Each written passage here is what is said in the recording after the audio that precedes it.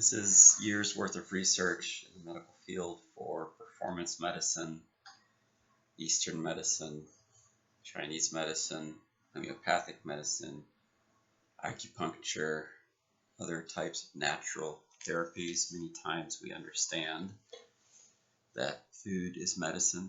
Also, these divine gifts of daytime and nighttime, divine gifts of understanding ourselves and others. سنريهم آياتنا في الآفاق وفي أنفسهم.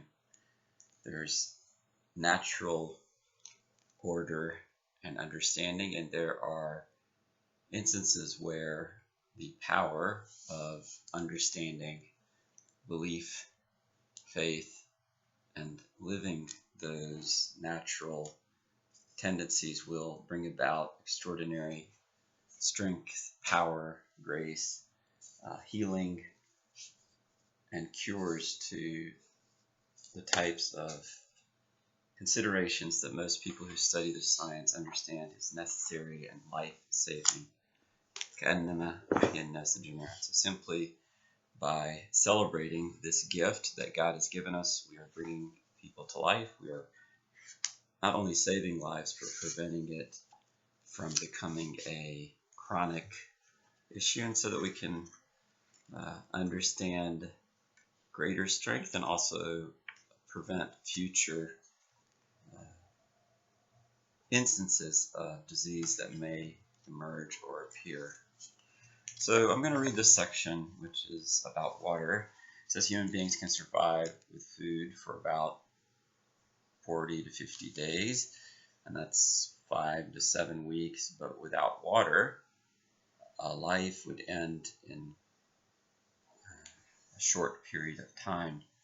The average person who's a human being is composed of around 70 to 80% water, although the water content varies considerably from one person to the other. Again, this is to be a clear reminder that water is very important for everyone to drink often. Even from one person to another, body's water supply is also responsible in nearly every process within our human body: digestion, absorption, circulation, and excretion.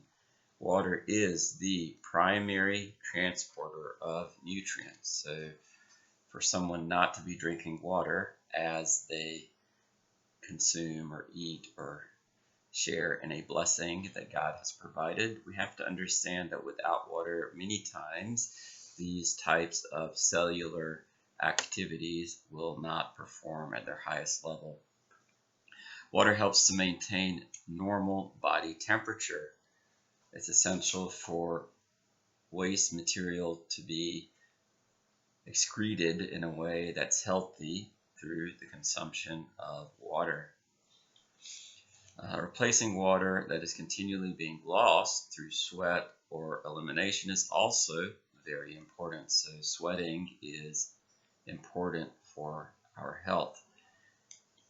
Having regular bowel habits is very important for indicators towards health.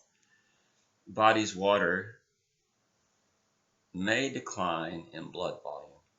Blood volume in triggers may appear in the hypothalamus, which is the brain's thirst center, and it will sense a rise of sodium in our blood. These may trigger a sensation of feeling thirsty. A parched throat is not enough to indicate water loss. So someone can be dehydrated or malnutritioned or really at some point starving if the body does not consume the right level of water on a regular basis. This is why it's important to drink water even if you do not feel thirst.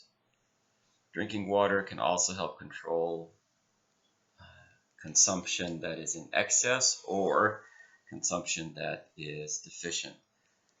Again, water can be a strong, powerful tool for